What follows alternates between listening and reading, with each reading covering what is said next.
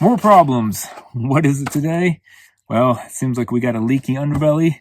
So we're going to go ahead and address this problem, kind of talk about what's leaking, how to get under here, and then I'm going to actually show you how to completely button this underbelly, this coroplast, back up. In fact, we're going to replace the whole underbelly with a new piece of coroplast. Talk about that. Talk about some good things to check while you're under here. So you don't want to miss this one. Stick around. Sometimes I want someone, and I hope you come soon.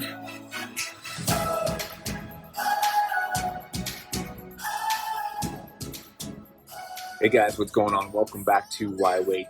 Today we're going to break down just a few things, how to open up your underbelly of the RV, get up there, what to kind of look for if you do have a leak, check a few certain areas, how to possibly fix those leaks, and then we're going to go through basically the whole process of replacing this underneath here, what the underbelly, sometimes called the coroplast material. We went ahead and replaced the whole thing because we started having a lot of sagging after we had a leak. Even before that, the underbelly was really sagging real bad and looked real bad and was starting to fall apart. So we're going to go through that today and touch base on how to do all of that. Now, a little background story here. We were at a Grand Design rally in Tennessee. I started getting strong whiffs of gray tank smell, and I knew something just wasn't right. So I went under here and I put my hand on the underbelly, and I could just feel it was super heavy, bouncy. I could tell there was water in there. I took a little drilled a hole up in it. Sure enough, water started coming out. So I knew we had a problem. So that day I went ahead and took a few of the self-tapping screws out of the coroplast. I opened up my underbelly and just, the water came flowing out. All my insulation was soaking wet and everything like that. Now at the time, we didn't really have time to address the problem. I pulled all the old insulation out, threw it away. I knew it was coming from my bathroom gray tank once I got up under there, but I wasn't too sure where. So I started doing a few tests. I started filling up and running water into the gray tank, and sure enough, it wasn't leaking anywhere that I could find. Turns out the leak was at the top of the gray tank, so it didn't start leaking until the gray tank got almost completely full. And then the way ours is set up, the way that we have these cross beams going across, our gray tank has little lips that sit on those cross beams, and that's where there was just the smallest hairline crack, and that's where the water was leaking from. The crack was so small and just such a small drip, I couldn't even believe that over time, it was filling up that much water under the underbelly. But as the tank got heavier and it sits on that lip, it starts to open that crack up. That was a problem. I wasn't too concerned at the time. We couldn't fix it. I just knew, hey, don't fill my gray tank all the way up, or just keep the gray tank open, which we usually do anyways. But now I want to go ahead and replace that underbelly because the coroplast just, it was a mess even before the leak. It was getting all bubbly and wavy under there. And one side of it was even actually kind of deteriorating and falling apart. After I got back to our site, I dropped the underbelly some more to inspect things, and I couldn't even get the old coroplast back on there because it had just kind of degraded so bad in one corner. There was no material left to even, kind of screw back to the frame. So, guys, don't be too intimidated about dropping the underbelly. I know for the longest time I didn't want to do it. One reason was I was afraid, how hard is it going to be to get back, up on there? Number two, I was kind of afraid of what I might find under there. But it's good to sometimes take a little, maybe just a few screws out of there and open a corner or two up, because you're going to know where your gray tank valves are at, where the doors open and close on the pipes. So that's good to kind of familiarize yourself on where those are located. That way, if you do have a black tank problem, gray tank problem, a lot of times those door handles do get stuck. They got to be replaced. You're going to know where they're at. It's also good to know where all your tanks are located under there. And it's good just to get up under there and see what's going on, because you may have a few problems that you didn't know about. Might as well just find them, get them knocked out. So today I can't go through and obviously walk you through every single way to fix every leak that you could possibly have under there. A lot of times it's going to come from your gray tanks, where they are kind of located on, some cross beams to hold them up, kind of like our situation is. It can happen at any of the pipe fittings going into the gray tanks. It can happen at the gray tank valves, which is pretty common, but you're not going to know anything until you drop the coroplast, drop the underbelly, and remove that corrugated material and just get up there and start investigating, running water into your tanks and see where it's coming from. Then you'll have to go through and decide, okay, I need to replace my tank.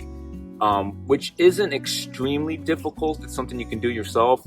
You can actually get these tanks on a website called RecPro. And that's where we got the new underbelly material, which I'll show you at the end of the video how to replace your whole underbelly material and get a new material. We got it right from RecPro.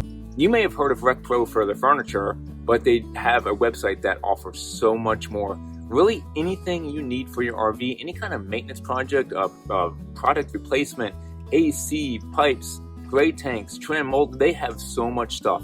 If you guys go to the website, you can even use our link down below, and if you use our link down below and we have a promo code down there, you guys will get 5% off anything you order.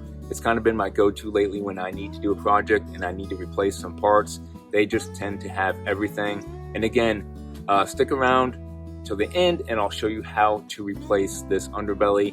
Their material was great. It comes in a huge roll, and unlike the old material I had when I dropped my underbelly, it had a piece of Reflectex just sitting on top of my coroplast material. It wasn't attached or nothing like that. It was just a couple pieces of loose Reflectex under there with the insulation on it.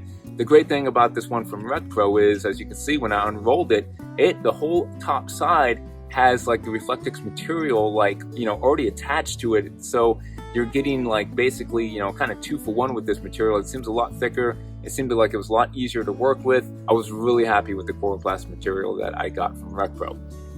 Now, as far as our leak situation goes, because of the area where it's located on our gray tank at the very top, I'm not ready to do that project right now, but eventually I will go ahead and replace it. And that's when I will go back to RecPro. I've already checked it out. They have the gray tank that I would need to put under there. All I would have to do is remove a couple screws, drop that cross frame that holds the tanks on. Got to remove where the pipes go into the tank, and that's maybe the biggest pain in the butt. Put the new tank in there, rethread the pipes in there and seal them up. But let's go ahead and jump into the process of replacing this underbelly. A lot of times you're going to hear the term coroplast like I've been using. Sometimes it's just like a corrugated, cardboard material, underbelly, whatever you want to call it. Let's go ahead and talk about replacing that, because even over time without leaks, these things just start to bow over time. The insulation can weigh them down over time. They can get tears. You may have had to cut into them a few times because you have had a leak. So for us, it was just time to go ahead and get a nice new sheet all put on there. So I'm going to touch base on just some few tips and tricks that I did to make this process a little bit easier, replacing this and putting a new piece on here if you're going to do this project. As you can see, we had this old kind of like aluminum metal track that would kind of hold up the edges with the self-tapping screws going in it about every 1.5 feet or so. Well, mine really weren't reusable. They were just kind of bent up and old. So what I'm going to do is use a bunch of washers to hold this up in place with the self-tapping screws. Now you can use the same pre-drilled holes, but it's a little hard to try to line all that up again. And for the most part, these self-tapping screws go into the frame pretty easy. What you want to do though is you want to take this coroplast and you want to lay it up and start at the front of the camper and work your way back. And you want to measure the coroplast width and put a mark right in the middle of it. And then you want to go over to the front of the RV and you want to make a mark right in the middle of the RV so that you can line this coroplast up perfectly as you run down and line it up and put it back. Because if you get a little bit off track and you start attaching in the front and you just kind of start going left or right just a little bit, as it kind of goes back, you're going to find that you went down the whole thing crooked and you're going to run out of space to attach it to the frame. So I like to go ahead and find those center lines and put my first self-tapping screw right there in the center, do the 2 corners, and then I just work my way back, jumping from side to side as I would attach the coroplast into the frame. Also, go ahead and replace the insulation. I would recommend just getting about the 3-inch insulation. Go ahead and put that up under there. Get as much up under there as you can before you start the project so you're not kind of fighting that. I went ahead and also zip tied any loose wires and all that crap that's just kind of hanging down in the way. That's just kind of like, why was this stuff not attached anyways? And I even taped up some of my insulation, just temporary, taped it up there with some Gorilla Tape, taped it to anything I could, just so it's up under there and out of the way while I do this project. And that just makes it a little bit easier. Now, one of the biggest tips, if you're going to do this project by yourself like I had to, is if you have some jack stands, bust those out and get yourself about an 8-foot piece of 2x4. And you put a jack stand on each side of the RV, put that 2x4 on them, get it nice and high. Get the height just right so it's nice and snug against the camper, and that's going to hold the coroplast up as you work your way back. so you don't have it all hanging everywhere and one side's tight. It's basically like having two people on each side holding it up for you as you work your way back. Just keep moving the jack stands back with that 2x4, keep sliding it back, and it just makes it a world of difference while you're attaching these self-tapping screws and washers. You may even have a few cross frame pieces that you can actually attach some of these self-tapping screws and washers in to hold up the middle too. I wish they actually had more of those so you could hold more of the middle up. It gets a little tight when you get back toward your tanks. There's not as much room.